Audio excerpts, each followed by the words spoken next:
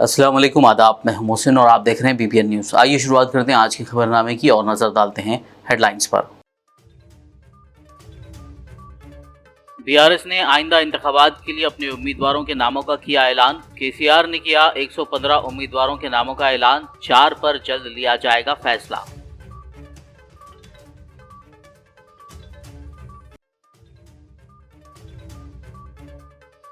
मजलिस हमारी दोस्त, हम मिलकर लड़ रहे हैं इलेक्शन। तेलंगाना भवन में केसीआर का बयान। गजवेल और कामारेड्डी से खुद के लड़ने का केसीआर ने किया ऐलान।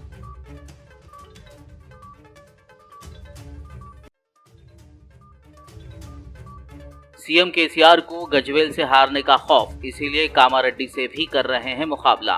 कांग्रेस लीडर शब्बीर अली का केसीआर के ऐलान पर शदीद रद्द-ए-अमल।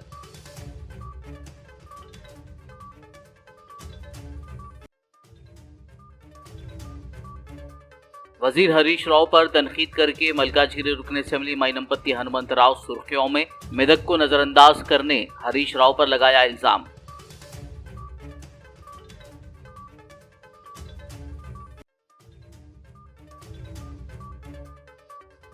बीआरएस उम्मीदवारों की फहरिस्त के ऐलान पर बीआरएस हलकों में जश्न। उम्मीदवारों के हामियों ने आतिशबाजी करते हुए सीएम केसीआर से किया इजहार तशक्कुर।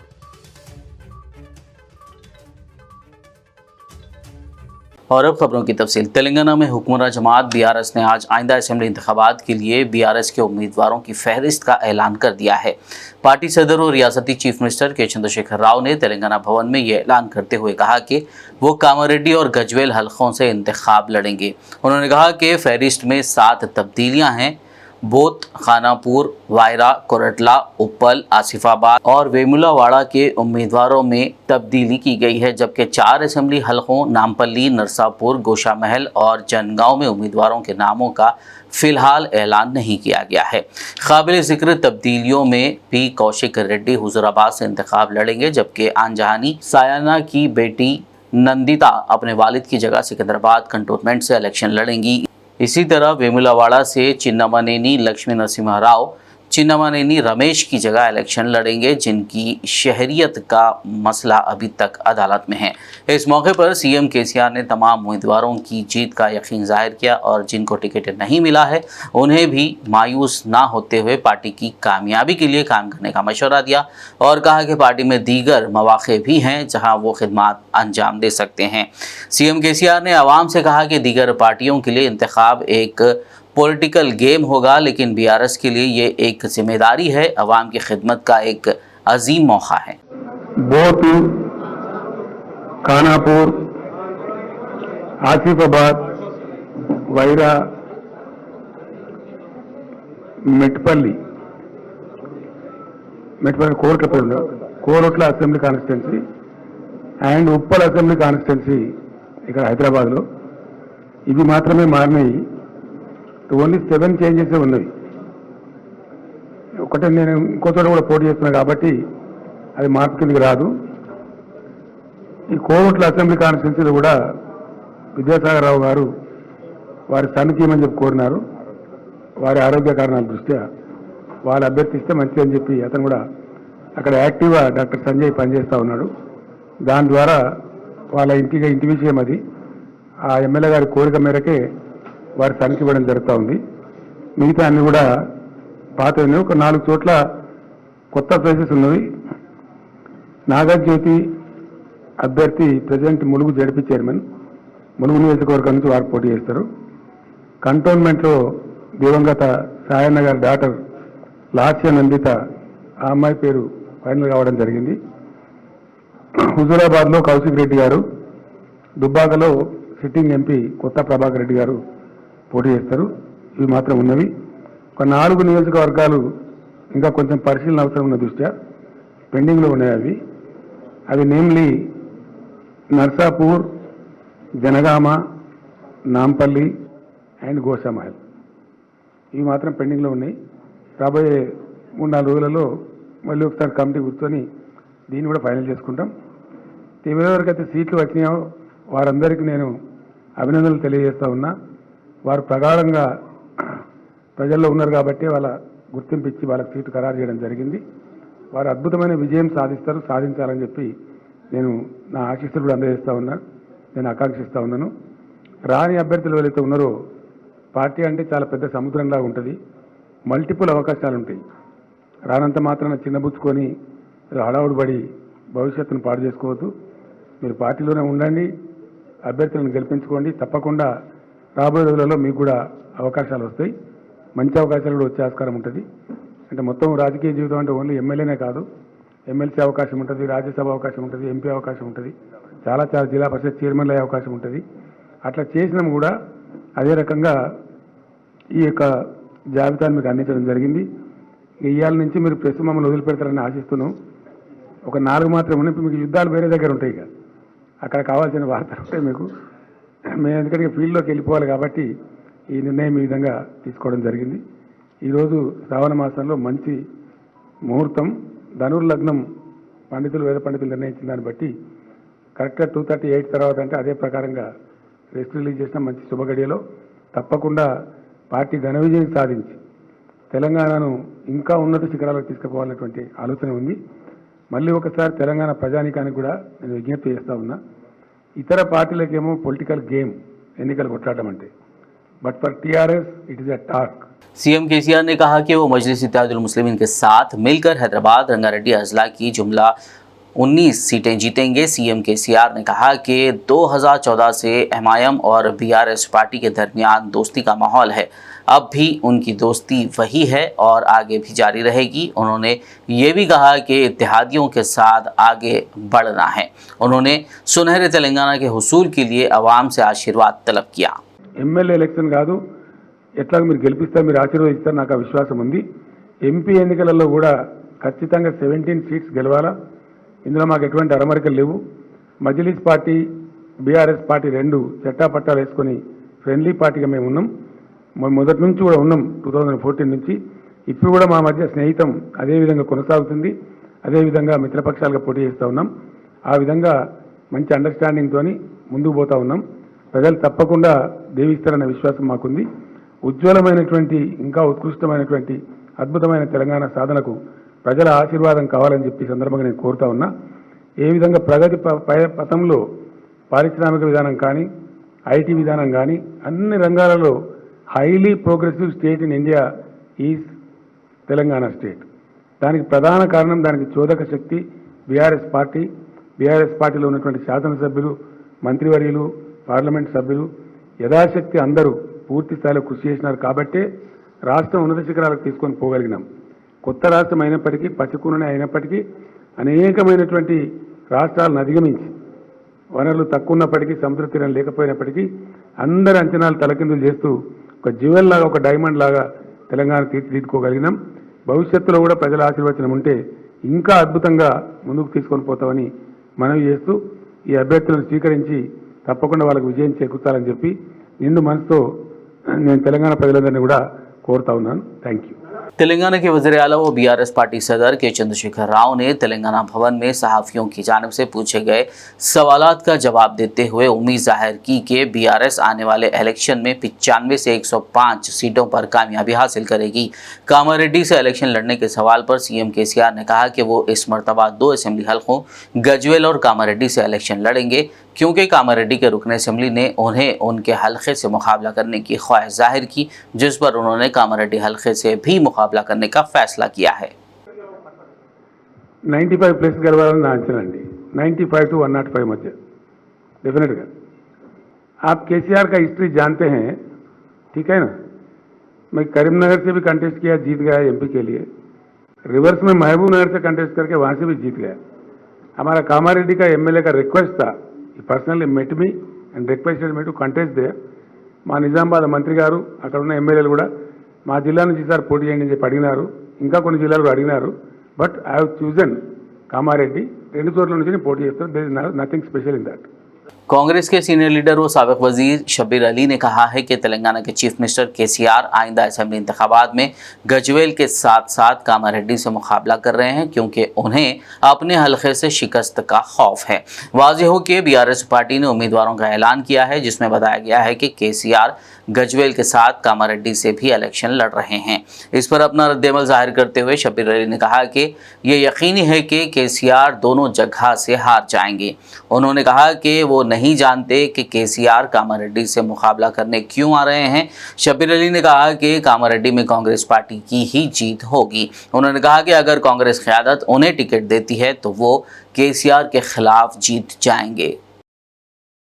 रियासती वजीर हरीश राव पर तनकीद करते हुए मल्काजगिरी रुकन असेंबली माइनमपल्ली हनुमंत राव सुर्खियों में आ गए हैं। जहां आज बीआरएस पार्टी ने अपनी पार्टी की पहली फहरिस्त का ऐलान किया है, वहीं आज ही के दिन सुबह में रुकन असेंबली माइनमपल्ली हनुमंत राव ने तिरुमला में लॉर्ड वेंकटेश्वरा के दर्शन के बाद मीडिया से बात करते हुए वजीर हरीश राव को अपनी तनकीद का निशाना बनाया। उन्होंने इल्ज़ाम लगाते हुए कहा कि सिद्दीपेट की तरक्की करते हुए वजीर हरीश राव मेदक को नज़रअंदाज कर रहे हैं। उनका कहना था कि वो हरीश राव के माजूल होने तक सोएंगे नहीं। उन्होंने कहा कि वो मल्काजगिरी और उनके फर्जंद रोहित मेदक से इंतखाबात में उतर रहे हैं। उन्होंने ये भी कहा कि अगर रोहित को टिकट नहीं दिया गया तो वो पार्टी बदलने का सोच सकते हैं।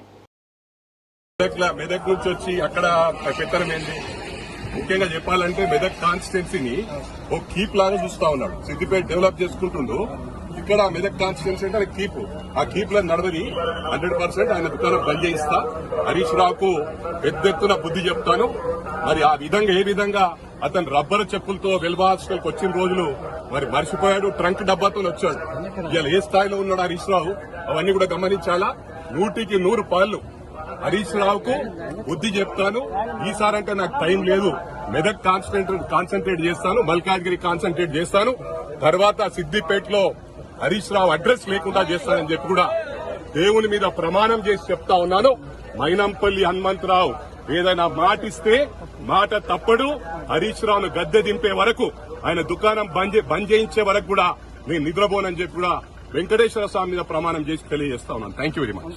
कुल हिंद तामीर मिल्लत ने हरियाणा के नूह और दीगर इलाकों में तशद्दुद के बाद मुसलमानों के मकानात मुनहदिम करने के इक़दामात की सख्त अल्फाज में मजम्मत की है।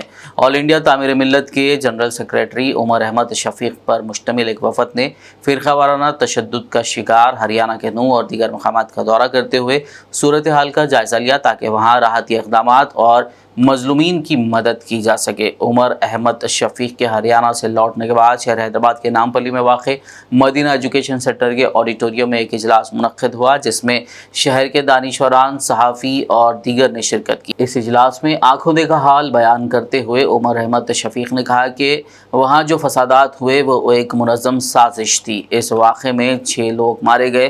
उन्होंने कहा कि हुकूमत की जानिब से तशद्दुद ज़दा इलाक़ों बल्कि उन इलाक़ों में जहाँ तशद्दुद नहीं हुआ था गरीब मुसलमानों के घरों को ज़मींदोज़ कर दिया गया। तकरीबन 730 घर तोड़े गए। ऑल इंडिया मजलिस तामीर मिल्लत जनरल सेक्रेटरी ने कहा कि इस इन्हिदामी कार्रवाई का सख्त नोट लेते हुए इसकी मजम्मत की जाती है। उन्होंने मुसलमानों के खिलाफ तशद्दुद फिर मकानात की मिसमारी को मुनज़्ज़म साजिश करार दिया और कहा कि मुसलमानों को डराकर और उन पर दबाव बनाकर सियासी फ़ायदा उठाया जा रहा है। उमर अहमद शफीक ने उम्मीद जताई कि सुप्रीम कोर्ट और हाई कोर्ट इसका सख्त नोट लेंगे। कुल हिंद मजलिस तामीर मिल्लत की जानिब से कि वैसे तंजीम का ये खासा रहा है, तंजीम के बोले कि जहाँ भी फसाद होता है तंजीम पहुँचती है, हमारी रिलीफ का काम करती है और कोशिश करती है कि अमन व अमान को क़ायम किया जाए और जो भी मदद हो सकती है, जो मज़लूमीन है उनकी मदद की जाए। और इसी सिलसिले में वहाँ सर्वे के लिए हरियाणा में जो गड़बड़ हुई नूह में और दूसरे मकामात पर, तो वहाँ तंजीम की जानिब से मुझे और हमारे साथी सैफुल रहम साहब को भेजा गया था।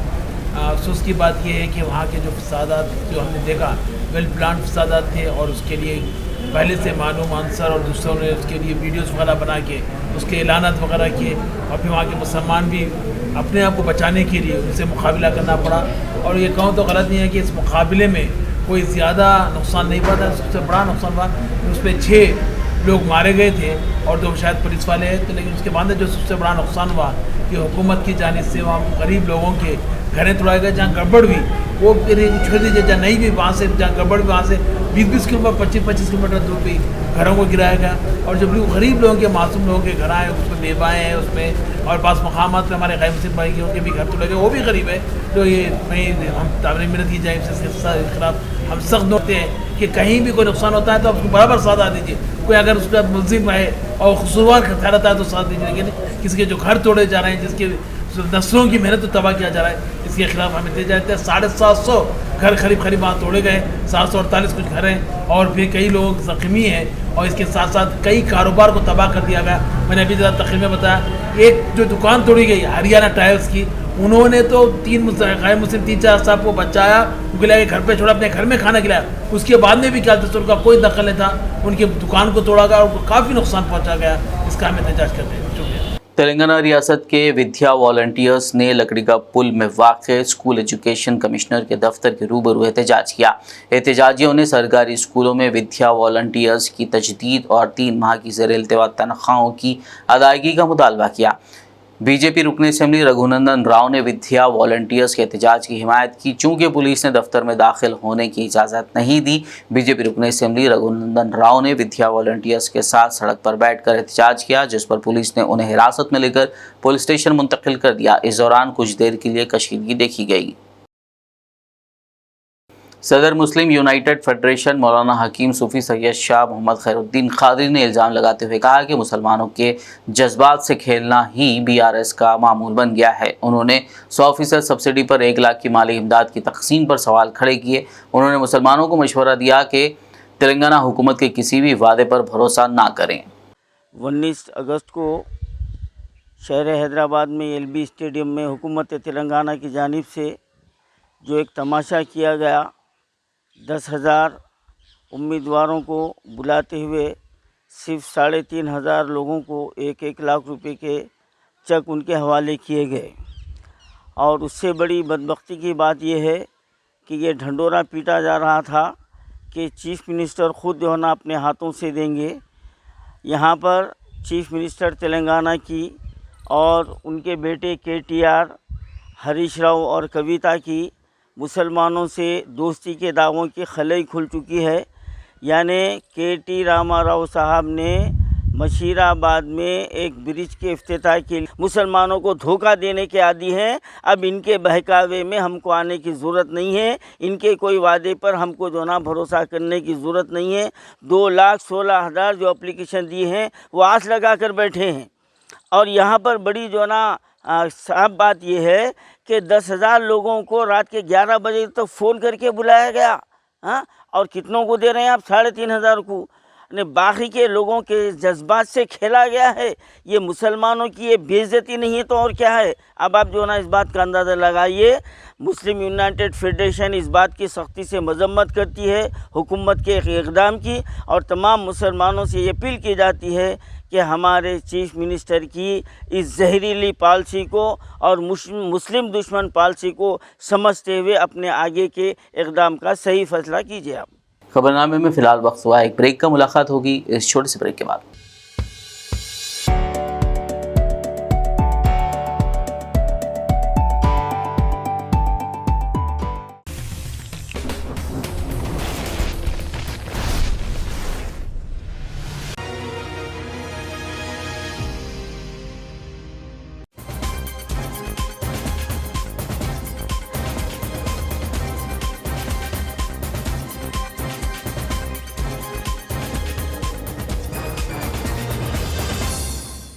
ब्रेक के बाद खबरनामे में आपका दोबारा खैर मकदम है। ये बढ़ते मजीद खबरों की जानिब। जुबली हिल्स हलके से M गोपीनाथ को दोबारा BRS पार्टी का टिकट मिलने पर जुबली हिल्स हलके के BRS कायदीन कारकुनान ने जश्न मनाया। एरागड्डा डिवीज़न सदर D संजीवा, जनरल सेक्रेटरी शरीफ कुरैशी, अजीम नदीम, श्रवण, सैयद रसूल और दीगर पार्टी कायदीन कारकुनान ने इस मौके पर खुशी का इजहार करते हुए रुकन असेंबली M गोपीनाथ की गुलपोशी और शालपोशी की और उन्हें मुबारकबाद दी। उन्होंने उन्हें दोबारा कामयाब करने के अपने अज़्म का इजहार किया। उन्होंने एक दूसरे को मिठाइयाँ तकसीम की। आदाब नाजरीन, BBN न्यूज़ चैनल में आपका इस्तकबाल है। मैं हूं सैयद जमील अहमद। जुबली हिल्स MLA मागंडी गोपीनाथ साहब को दोबारा से उनका टिकट कंफर्म हुआ, तो आइए मैं इन्हीं के फॉलोअर्स से मैं बात कराने की कोशिश करूंगा। MLA साहब तीसरी मरतबा जुबली हिल्स से कॉन्टेस्ट करने जा रहे हैं, तो आप आज जो CM साहब इनको फिर से टिकट दिए, इसके बारे में आप क्या बोलेंगे? मैं Erragadda BRS party division president और तीसरी बार जब हमारे MLA साहब को टिकट दिए, CM साहब का शुक्रिया अदा कर रहा हूँ। और अब का बार भारी मेजॉरिटी से एमएलए साहब को जिता के उनको सीएम साहब को तोहफा दे रहे एरागड्डा डिवीज़न तरफ से, पूरा जुबली हिल्स कॉन्स्टिट्यूंसी का तरफ से। क्योंकि जो सीएम साहब जो स्कीमा लगाए, कल्याण लक्ष्मी, शादी मुबारक, जो महिला लोन्स और बीसी बंधु और दलित बंधु, जो डेवलपमेंट्स है, जो मल्टीप्लेक्स अपना फंक्शन वाला बना रहा है। टिकट मिला है, इससे पहले जैसा जीता है उससे अच्छा मेजॉरिटी में जिता के लाएंगे। अभी सब यहाँ पे जमा हुए और यहाँ पे एक माहौल, यहाँ खुशी का माहौल है। तीसरी बार भी जिता के बताएंगे। కృతజ్ఞతలు మా ఎమ్మెల్యే గోపీనాథ్ గారికి మళ్ళీ సీట్ కన్ఫర్మ్ చేసినందుకు మాకందరికీ చాలా ఆనందంగా ఉంది. టికెట్ కన్ఫర్మ్ అవుతుందని మాకు ముందే తెలుసు, కాకపోతే కొంచెం టెన్షన్గా ఉండే, అది ఈరోజు కన్ఫర్మ్ అయింది. వాళ్ళు సీఎం గారు ప్రవేశపెట్టిన స్కీమ్లన్నీ చాలా ఉపయోగపడుతున్నాయి ప్రజలకి. దళిత బంధు కానీ, షాదీ ముబారక్ కానీ, కళ్యాణ లక్ష్మి కానీ, ఇంకా బీసీ లోన్స్, గృహలక్ష్మి, డబుల్ బెడ్రూమ్ ప్లాట్స్ చాలా చాలా ఆదుకుంటున్నారు సీఎం. ఇలాంటి స్కీమ్లు ఇప్పటి వరకు ఏ గవర్నమెంట్ కానీ చేయలేదు. ఇప్పుడు ఇంకా మన డిఆర్ఎస్ వస్తే ఇంకా ఇలాంటివి చాలా చాలా వస్తాయని మేము గోపీనాథ్ గారు మళ్ళీ గెలిపిస్తే ఇలాంటివి చాలా చాలా మన ఏరియాకి వస్తాయని మేము జూబ్లీ హిల్స్ నియోజకవర్గంలో మళ్ళీ గోపీనాథ్ రావాలని మేమందరం కోరుకుంటున్నాము. ఎలా అయినా గెలిపిస్తాం మేమందరం. आइंदा इंतखाबात के लिए संगारेड्डी से चिंता प्रभाकर को बीआरएस का टिकट मिलने पर सदाशिवपेट में बीआरएस कायदीनों कारकुनान ने खुशी का इजहार करते हुए जश्न मनाया और एक मोटरसाइकिल रैली निकाली। इस मौके पर उन्होंने मुकामी दरगाह शरीफ में हाजिरी देते हुए चादर गुल पेश किया और चिंता प्रभाकर की कामयाबी के लिए दुआ की। శుభదినం. మరి గత 14 నుంచి లెక్క పెడితే ఇంతవరకు మరి రాజకీయ రణరంగంలో ఉండి ఎల్లప్పుడూ ప్రజా సంక్షేమం కోసం ఆహర్నిశలు కృషి చేస్తూ నిద్రాహారాలు మాని ఆరోగ్యాన్ని లెక్క పెట్టకుండా ప్రజల్లో మమేకమై ఉన్నటువంటి ఒక నాయకుడైనటువంటి చింతా ప్రభాకర్ గారికి ఆదినాయకుడైనటువంటి మన ముఖ్యమంత్రి కల్వకుంట్ల చంద్రశేఖరరావు గారు, హరీష్ అన్న గారు యొక్క ఆశీస్సులతో ఈరోజు మన సంగారెడ్డి నియోజకవర్గానికి చింతా ప్రభాకర్ అన్న గారికి టికెట్ ఇవ్వడం జరిగింది. మరి వారు చేసినటువంటి సేవలు మరవలేనటువంటివి. వారు చేసినటువంటి సేవలను గుర్తించి మరి ఒకసారి వారు అవకాశం ఇచ్చి తెలంగాణ రాష్ట్రంలో తెలంగాణ పార్టీ జెండా ఎగురవేయడానికి అహర్నిశలు ప్రతి ఒక్క కార్యకర్త భుజస్కంధాలపై వేసుకొని గతంలో జరిగినటువంటి పొరపాట్లను జరగనీయకుండా ఒకరి ఒకరు పరస్పరంగా సహకార్యాలు అందించుకొని నిరంతరం ఈ యొక్క రణరంగ ఎన్నికల క్షేత్రంలో ప్రతి ఒక్క కార్యకర్త కార్యోన్ముక్తులై పరిచయాలనేటువంటి ఉద్దేశాన్ని అందరికీ తెలియపరుస్తున్నాము. జై తెలంగాణ, జై बीआरएस. विकाराबाद असेंबली हलके से दोबारा टिकट मिलने पर रुकन असेंबली डॉक्टर एम आनंद ने वज़ीर आला केसीआर और वज़ीर केटीआर का शुक्रिया अदा किया। रुकन असेंबली के क़यामगाह पर बीआरएस कायदीनों कारकुनान ने आतिशबाजी करते हुए जश्न मनाया और एक दूसरे में मिठाइयाँ तकसीम की। నాకు టికెట్ ఇచ్చినందుకు గౌరవ ముఖ్యమంత్రి కేసీఆర్ గారికి, అదేవిధంగా గౌరవ కేటీఆర్ గారికి, గౌరవ మంత్రి సబితా ఇంద్రారెడ్డి గారికి, గౌరవ ఎంపీ రంజిత్ రెడ్డి గారికి అందరికీ కూడా ధన్యవాదాలు తెలియజేస్తా ఉన్నాను. మనం ఈ 4.5 సంవత్సరాలు ఏ విధంగా అయితే వికారాబాద్ నియోజకవర్గాన్ని ప్రగతి పథంలో తీసుకుపోయినామో రాబోయేటటువంటి రోజుల్లో కూడా ఇంతకంటే ఇంకా బ్రహ్మాండంగా అభివృద్ధి చేయాలనేటటువంటి తపన ఉంది. మన దురదృష్టం కొద్దీ గత టర్మ్ లోపల ఏమైందంటే 2 సంవత్సరాలు కరోనాతో పోయినటువంటి విషయం మనందరికీ తెలుసు. రాష్ట్రానికి రావాల్సినటువంటి రాబడి ఇబ్బందికరమైనటువంటి పరిస్థితులు మనం అందరం చూసినాం. రాష్ట్రానికి రాబడి ఇబ్బంది అయిందంటే ప్రతి నియోజకవర్గానికి కూడా ఇబ్బంది అవుతుంది. అయినా మనము ఈ ఒక్క సంవత్సరంన్నర 2 సంవత్సరాల నుంచి వికారాబాద్లో ఏం డెవలప్మెంట్ చేసినాం అనేటటువంటిది రాబోయేటటువంటి కొద్ది రోజుల లోపల డాక్యుమెంటరీతో సహా, ప్రూఫ్ ఎవిడెన్స్తో సహా, ఆధారాలతో సహా నేను అందరి చేతికి ఇవ్వబోతా ఉన్నాను. పత్రికా మిత్రులు కూడా నేను రిక్వెస్ట్ చేసేది ఏంటంటే మేము చెప్పబోయేటటువంటి ఈ డాక్యుమెంటరీ విషయాలు కూడా అన్ని వార్డులలో కావచ్చు, ప్రజలలో కూడా తీసుకుపోండి. వాస్తవాలే చెప్తున్నాం. దీంట్లో మేము ఏ ఒక్క పార్టీని విమర్శించాలనేటటువంటి ఉద్దేశం కాదు. గౌరవ ముఖ్యమంత్రి కేసీఆర్ గారు ముఖ్యమంత్రి అయిన తర్వాత బీఆర్ఎస్ ప్రభుత్వం ఏం చేసింది వికారాబాద్ నియోజకవర్గంలో, ముఖ్యంగా వికారాబాద్ పట్టణంలో ఏం చేసింది అనేటటువంటిది ప్రతిదీ కూడా మేము చర్చకు వచ్చే విధంగా పెట్టబోతున్నాము. ఇది అందరూ కూడా ప్రజలకు ఇంకా దీర్ఘంగా తీసుకుపోవాలని చెప్పి నేను అందరినీ కోరుతా ఉన్నాను. हल्के असेंबली बोधन से शकील आमिर को तीसरी बार उम्मीदवार के तौर पर सीएम केसीआर की जानिब से मौका फराहम करने पर बोधन बीआरएस हल्के में जश्न का माहौल देखा गया। यहाँ पर बीआरएस कायदीनों कारकुनान ने मिठाइयाँ तकसीम करते हुए आतिशबाजी की और जश्न मनाया। इस मौके पर Bodhan BRS party secretary Abdul Rahman ने मीडिया से बात करते हुए इस उम्मीद का इजहार किया कि आमिर शकील आइंदा इंतखाब में बोधन पर गुलाबी परचम लहराते हुए शानदार कामयाबी हासिल करेंगे।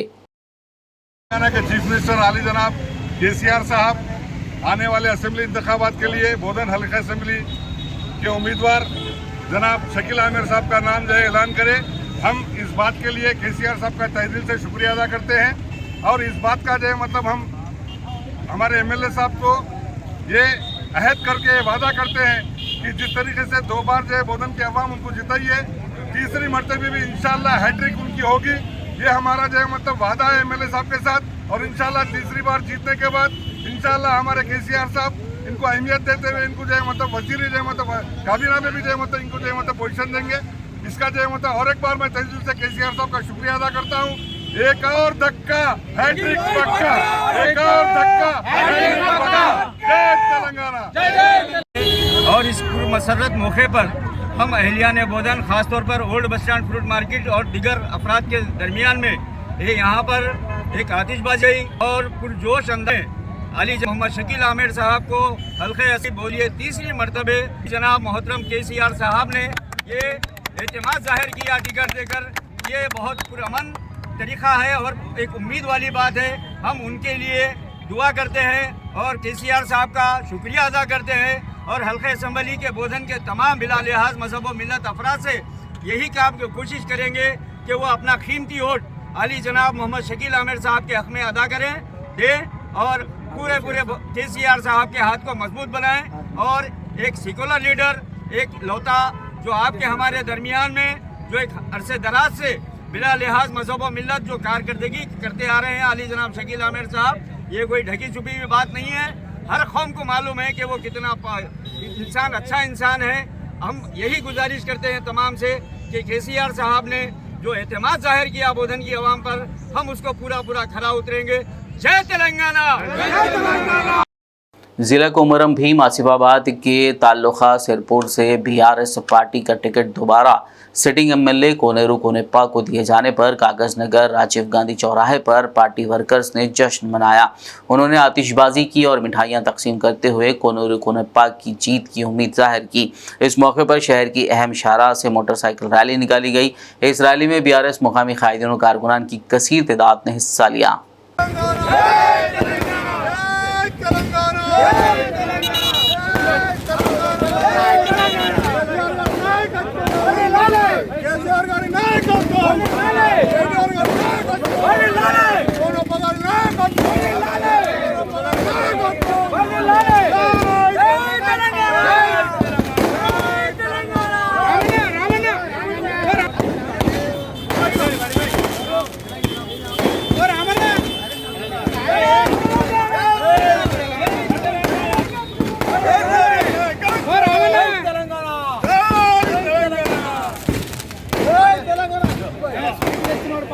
आदिलाबाद रुकन असेंबली जोगू रमना को आदिलाबाद हलके से दोबारा बीआरएस पार्टी उम्मीदवार के तौर पर चीफ मिनिस्टर व सदर बीआरएस पार्टी केसीआर की जानिब से टिकट देने के ऐलान का खैर मकदम करते हुए एमएलए कैंप ऑफिस में बीआरएस पार्टी कायदीन कारकुनान ने जश्न मनाया और वज़ीर आला से इजहार तशक्कुर किया। उन्होंने रुकन असेंबली जोगू रमना को मुबारकबाद दी और आपस में मिठाइयाँ तकसीम की।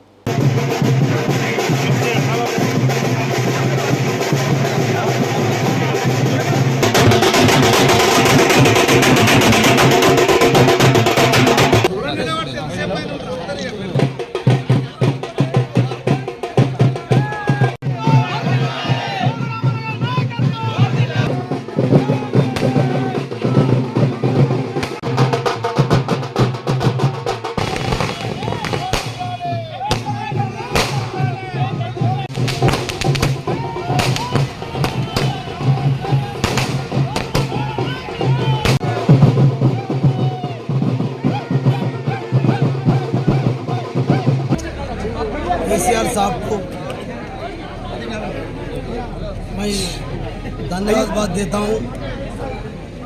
चौथा टाइम मेरे को बीआरएस पार्टी का टिकट देके मेरे ऊपर और हमारे आदिलाबाद के असेंबली कॉन्स्टिट्यूंसी के जनता के ऊपर भरोसा से विश्वास से जो टिकट दिया गया, मैं मेरा तरफ से और हमारा आदिलाबाद नियोजकवर्ग प्रजा के तरफ से मैं धन्यवाद देता हूँ। जो विश्वास से मेरे ऊपर और मेरे प्रजा के वोटर के भरोसा करके मेरे चौथा टाइम टिकट दिया गया। 100% 100% हमारे आदिलाबाद के प्रजा हमको जीत के लाएंगे, हम जीत के आएंगे। आपका जो उम्मीद, आपका जो भरोसा हमारे ऊपर है, हम वो पूरा करते बोल के भी और केसीआर साहब और एक बार मुबारकबाद देता हूँ। जय केसीआर। साबिक वजीर व आदिलाबाद रुकन असेंबली जोगो रमना ने कहा है कि रियासती हुकूमत माजूरीन की फलाह बहबूद के लिए काम कर रही है। तेलंगाना महकमा तालीम और मसनूई आज़ा मैन्युफैक्चरिंग कॉरपोरेशन ऑफ इंडिया के ज़ेर एहतमाम पीर के रोज़ आदिलाबाद शहर मुस्तक़र के TTD में माजूरीन के लिए एक तकसीमी कैंप मुनक्किद किया गया। रुकन असेंबली जोगो रमना ने इस मौके पर मेहमान खुसूसी के तौर पर शिरकत की और माजूरीन में व्हील चेयर्स और मसनूई आज़ा तकसीम किए। इस मौके पर मोहतरम तालीमात प्रणीता, शुजात खान, नरसैया, अमन फाउंडेशन सदर अरफात खान के अलावा दीगर मौजूद थे।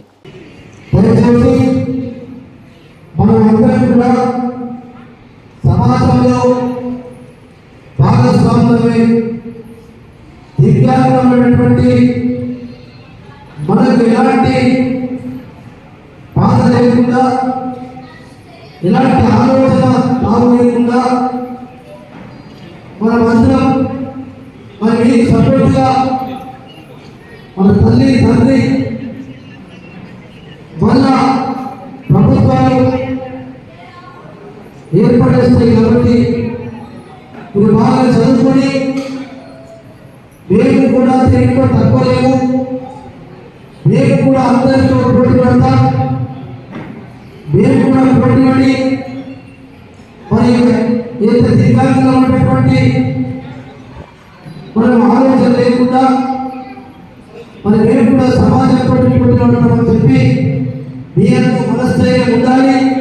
TPCC सदर रेवंत रेड्डी की मौजूदगी में बांसवाड़ा मंडल के इब्राहिम पेट गांव से ताल्लुक़ रखने वाले 100 अफराद जो दीगर सियासी जमातों से वाबस्ता थे आज कांग्रेस पार्टी में शामिल हो गए। इस मौके पर बांसवाड़ा कांग्रेस इंचार्ज कासूला बालराज और दीगर मौजूद थे। रेवंत रेड्डी ने तमाम को पार्टी खंडवा पहनाकर कांग्रेस पार्टी में खैर मकदम किया। जिला निर्मल के शहर भैंसा में जीवन दान वॉलेंटियर ब्लड सेंटर का इफ्तिताह अमल में आया। भैंसा डॉक्टर्स एसोसिएशन के सदर doctor Damodar Reddy, doctor M Ramakrishna Goud, doctor Anil Jadhav और डॉक्टर कुमार यादव ने इस सेंटर का इफ्तिताह किया। इस मौके पर BBN के नुमाइंदे मोहम्मद रब्बानी ने डॉक्टर्स और सेंटर के जिम्मेदारान से बात करते हुए सेंटर की खिदमात के बारे में मालूमात हासिल की। नाज़रीन आदाब, जैसा कि आपको जानकर खुशी होगी कि भैंसा शहर में ब्लड कैंप की जो लोग आम आदमी कोशिश में थे, फिक्र में थे, आज वो काम डॉक्टरों की जानिब से कंप्लीट हो गया। आइए, आपको बहुत खुशी की बात है कि आज भैंसा शहर में ब्लड कैंप का जो ओपनिंग हुआ है, सारे हमारे साथ डॉक्टर मौजूद है और भैंसे के सीनियर डॉक्टर डामोडी सर, उनसे तफसील में बात करेंगे और उनसे कहेंगे कि पब्लिक को क्या मैसेज देंगे। और क्योंकि ये पब्लिक के लिए काफ़ी अच्छी खुशी की बात है जो तमाम डॉक्टरों ने मिलके और हमारे अयूब खान जो लगातार जो 2 साल से ब्लड की मेहनत कर रहे, जो दोस्तों के साथ फ्रेंडशिप के साथ जो काफ़ी अच्छी मेहनत कर रहे, वो तारीफ काबिल मेहनत है। ऐसे ही आज ओपनिंग हुई है, आज हमारे साथ मौजूद है डॉक्टर डामोडी साहब, उनसे तफसील में बात करेंगे और पूछेंगे कि इस बार पब्लिक को क्या मैसेज देंगे। सर, आपका BBN न्यूज़ में खैर मकदम करते हैं। सर, बताइए सर, जो पब्लिक को उम्मीद थी, एक आशा थी, कईयों दिनों से कईयों सालों से सोच रहे थे कि भैंसे में ब्लड कैंप की ओपनिंग हो और विलेज के तमाम लोग जो सोच रहे थे कि भैंसे में ब्लड नहीं मिलता, नीलांबर जाना पड़ता, उसके लिए निर्मल जाना पड़ता, ये काफ़ी अच्छी मेहनत करें आप लोग तमाम डॉक्टर्स, उसके बारे में क्या कहेंगे सर? ब्लड बैंक जो यहाँ होगा और अपन ब्लड डोनर के बारे में अगर बात करें तो अपन आगे में है। वैसे वाले बहुत साल से मैं समझता हूँ 15 साल से ज़्यादा टाइम हुआ अपने पास ब्लड डोनेशन देने के लिए तैयार होते और अपन निर्मल से भी आगे डोनेशन में जी सर। और इससे इसमें बहुत ऑर्गेनाइजेशन है अपने पास, मुस्लिम कम्युनिटी में हो, हिंदू कम्युनिटी में हो, कोई रात में कभी भी बुलाए तो आके अपने पास ब्लड लेने को तैयार है। तो ये ब्लड बैंक वालों की ये खुशी की बात है कि वो लोग जो मेहनत करके ब्लड बैंक लगाए, अपना पास डोनर्स का कमी नहीं है। मगर ये बात नहीं है कि भाई अपने पास डोनर करो, अल्लाह का पूजा करो, जितना सवाब मिलता उतना सवाब एक आदमी बचाने में मिलता, और वो बचाना ब्लड जरूरी तो देने का। तो मैं पूरे कॉन्स्टिट्यूंसी के लोगों से रिक्वेस्ट करता हूँ कि उन्होंने हेल्थी इंडिविजुअल हम करके ही लेते, ब्लड डोनेशन करने के लिए तैयार रहना। और ये भी बात सही है कि आप डोनेशन ले तो विदिन 1 वीक में ब्लड आ जाता, और 3 महीने से पहले 6 मंथ से पहले हम नहीं लेते। और कोई हेल्थी इंडिविजुअल है, यंग इंडिविजुअल है, उन लोगों को देने में कुछ भी नुकसान नहीं हो सकता। सर आपसे एक सवाल है, उनकी युद्ध जो है काफ़ी जो 2-3 साल से जो काफ़ी मेहनत कर रहे, आधी रात हो या दिन हो, तो पेशेंट को अगर मुसीबत का सामना ब्लड की ज़रूरत पड़े तो अयूब साहब अर्जेंट उसको ब्लड का इंतज़ाम कर रहे, और उसमें हिंदू मुस्लिम सब शामिल है सर, और हमेशा मिल के रहेंगे। उसके बारे में क्या कहेंगे सर? मैं तो ये हमेशा बोलते आ रहा हूँ जी सर, भाई जब दंगा होता तो ऐसे लड़ते, मगर बाद में तो मिल के रहना पड़ता अपने, किधर भाग नहीं सकते, और कोई भी कम्युनिटी का बंदो वहीं से छोड़ के जा ही नहीं सकता जी। तो अपन मिल के रहना, जब ब्लड दे रहे हैं, आपको ब्लड जीवन दान दे रहे तो दंगे में कोई मतलब नहीं है बोलते। मैं तो पहले से बोलते आ रहा हूँ, 20 साल से बोलते आ रहा हूँ, 40 साल से बोलते आ रहा हूँ, इसमें बोलने की चीज़ नहीं है। सिर्फ चंद लोगों से नहीं होता, मगर अक्सर अपने पास 90% लोग, कोई भी कम्युनिटी का बंदो, दे आर ऑल फ्रेंडली।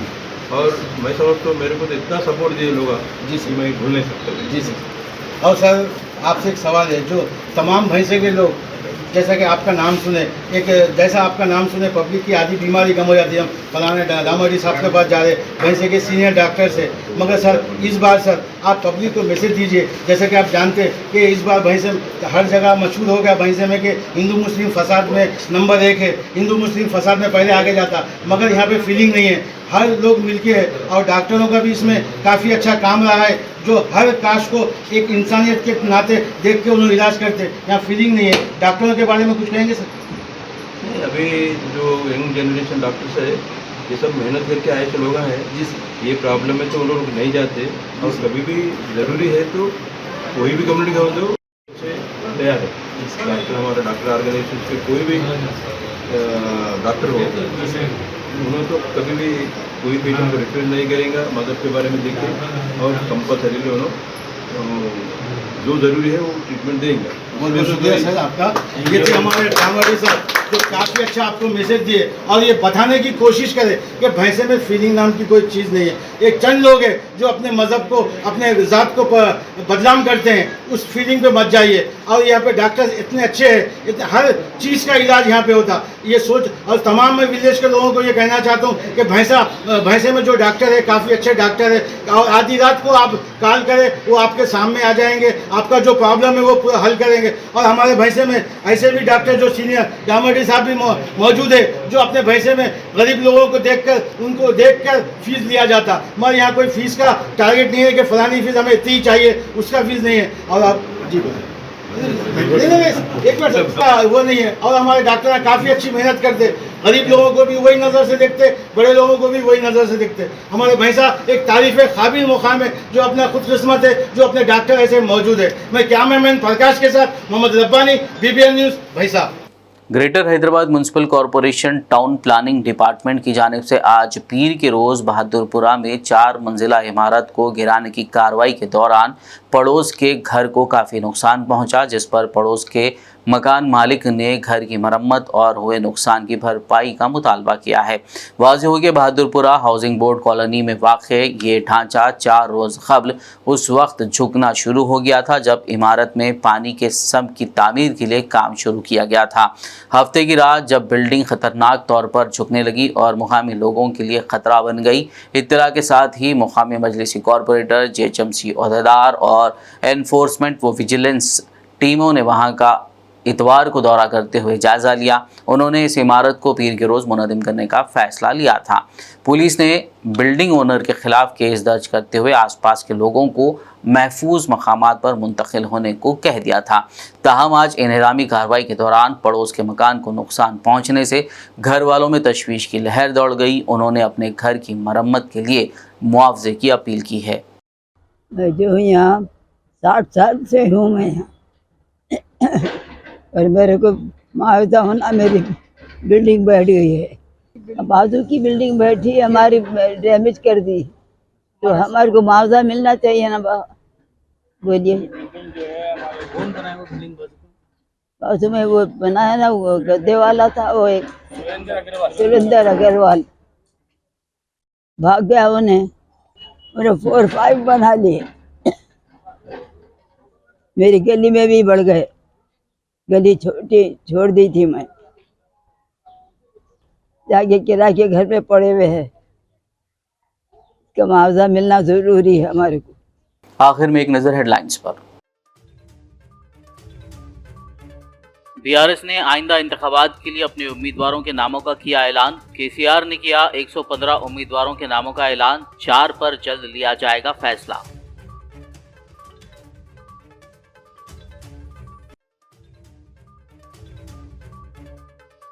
मजलिस हमारी दोस्त, हम मिलकर लड़ रहे हैं इलेक्शन। तेलंगाना भवन में केसीआर का बयान। गजवेल और कामारेड्डी से खुद के लड़ने का केसीआर ने किया ऐलान।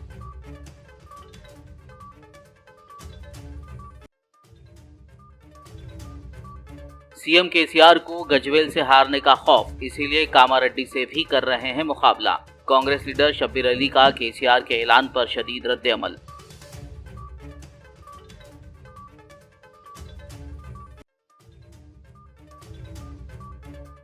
वजीर हरीश राव पर तनकीद करके मलकाजिगिरी रुकन असेंबली माइनमपत्ती हनुमंतराव सुर्खियों में। मेदक को नजरअंदाज करने हरीश राव पर लगाया इल्जाम।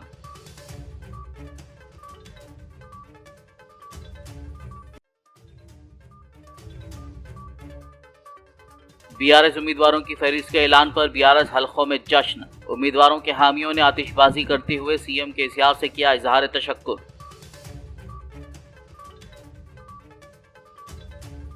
खबरनामे में फिलहाल बस इतना ही। ताज़ा तरीन अपडेट्स के लिए देखते रहिए BBN न्यूज़। यूट्यूब और फेसबुक पर मौजूद हमारे वीडियोस को लाइक और शेयर ज़रूर कीजिए।